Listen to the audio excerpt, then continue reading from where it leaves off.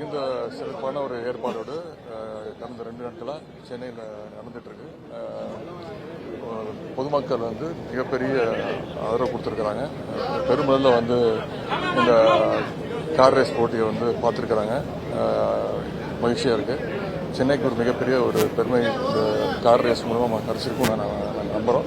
இதற்காக ஒத்துழைத்த எங்களுடைய துறை, ஆர்பிபிஎல் அந்த டீமு, அப்புறம் காவல்துறை, பொதுப்பணித்துறை, இப்படி டூரிசம், இப்படி அத்தனை துறை அதிகாரிகளுக்கும் என்னுடைய நன்றியை தெரிவிச்சுக்கிறேன். கார் ரேசஸ் அத்தனை பேரும் அவங்களுடைய திறமைகள்லாம் காட்டியிருக்காங்க. கண்டிப்பாக இந்த நிகழ்வு தமிழ்நாட்டுடைய விளையாட்டுத்துறையோட வரலாற்றில் ஒரு சிறந்த இடம் போட்டு நான் நம்புறேன். நன்றி.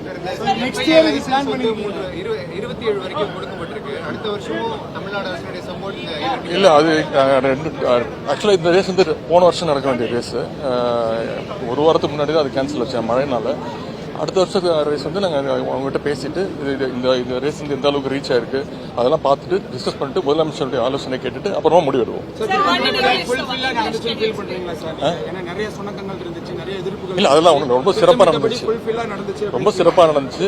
சென்னை பீப்புள், சென்னை மக்கள் ரொம்ப நிறைய பேர் பார்த்துருக்குறாங்க. நிறைய பேர் டிக்கெட் கிடைக்காம திரும்பி போயிருக்காங்க. நேத்தான ஒரு 500 பேருக்கு இலவசமாக பார்க்கறதுக்கு வாய்ப்பு கொடுத்தோம்.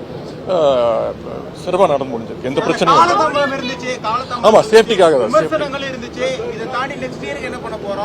காலதாமதத்துக்கு காரணம் பாதுகாப்பு தான் இருக்கிறதுலே முக்கியம். ஸோ அந்த எஃப்ஐ சர்டிஃபிகேட் நாங்கள் கோர்ட்லயும் நம்ம சொல்லியிருந்தோம். எஃப்ஐ சர்டிஃபிகேட் இல்லாமல் ரேஸ் நடத்த முடியாது.